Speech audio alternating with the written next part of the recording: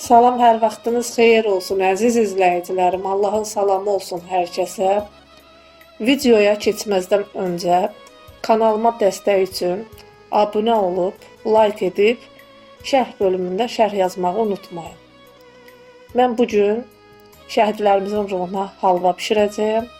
İstədim sizinlə də paylaşım.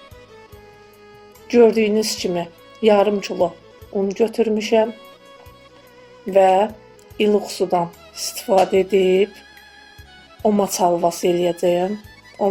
Öncədən omacın hazırlayıram. Suyu yavaş-yavaş əlavə edirik və omacı hazırlayıram. Suyu birdən-birə əlavə etmək olmaz ki, xəmir olmasın. Az-az əlavə etmək lazımdır. Bilənlər bilir, bilməyənlər də baxıb hazırlaya bilərlər.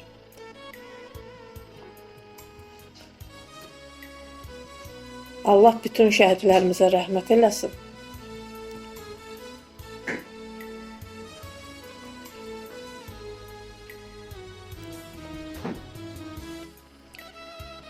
Omacı elə ovuruq ki, içində xəmir olan qalmasın.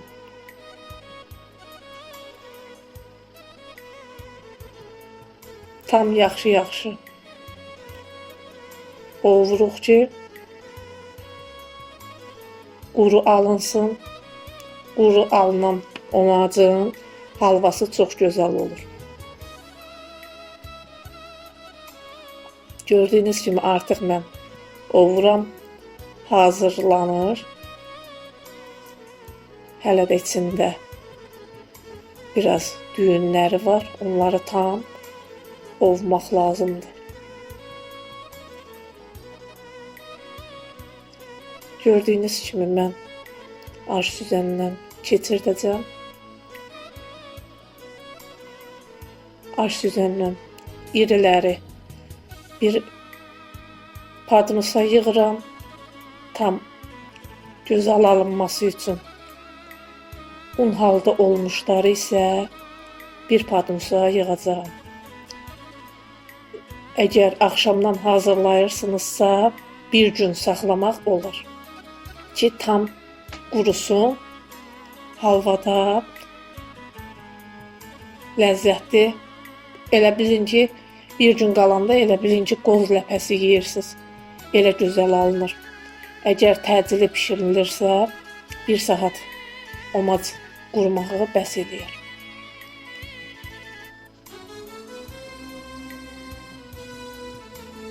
Əziz izləyicilərim, kanalıma dəstək üçün abunə olub, şərh yazmağı və bəyənməyi unutmayın.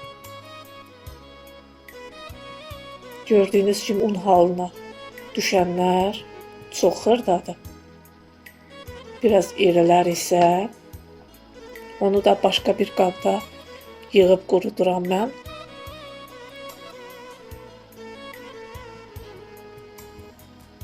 Çox gözəl olur.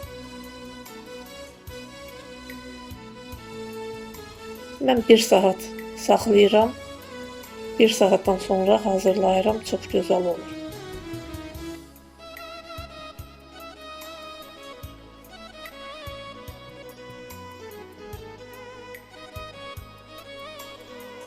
Artıq mən kərə yağını əridirəm. Yarım kilo una, yarım kilo daha kərə yağdan istifadə edirəm. Yağın üzündə olan kəfləri yığıb götürürük. Yağ dağ olandan sonra iri halda olan omacları əlavə edirəm tavaya və bir neçə dəqiqə qovururam.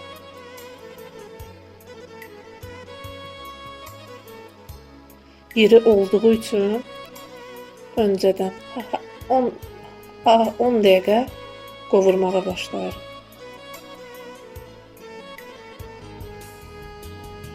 Rəngi biraz saraldıktan sonra isə un halda olmuş omacı əlavə edəcəyəm. Gördüyünüz kimi artıq rəngi qızarır. Bir tərəfdə də şərbətimizi hazırlayacağım. 3 stəkan şəkər tozuna, 3 stəkan da su əlavə edirəm.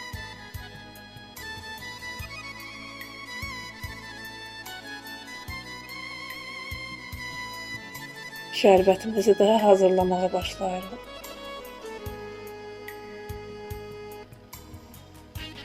Qarışdırırıq ki, tam qarışsın və xarlamasın.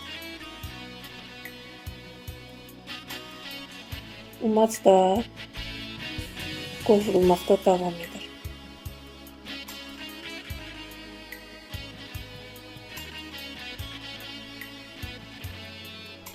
Un halda olan umacı da əlavə edirəm.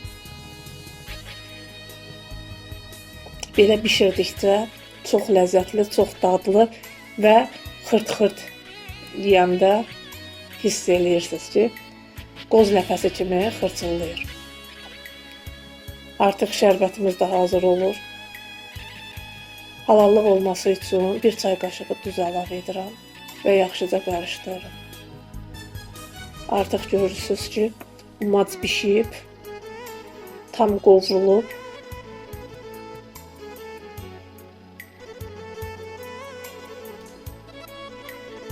İndi isə şərbəti əlavə edəcəyəm.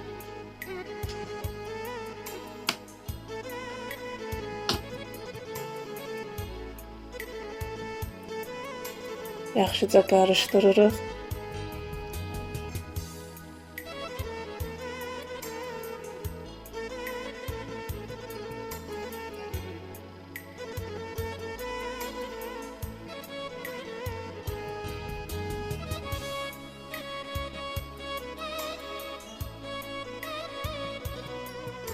Elə adamlar yağı çox az eləyir.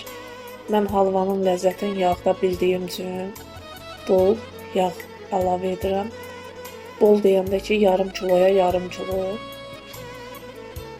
yağ əlavə edirəm. Yaxşıca qarışdırırıq. Özün tutur. Artıq halvamız hazırdır.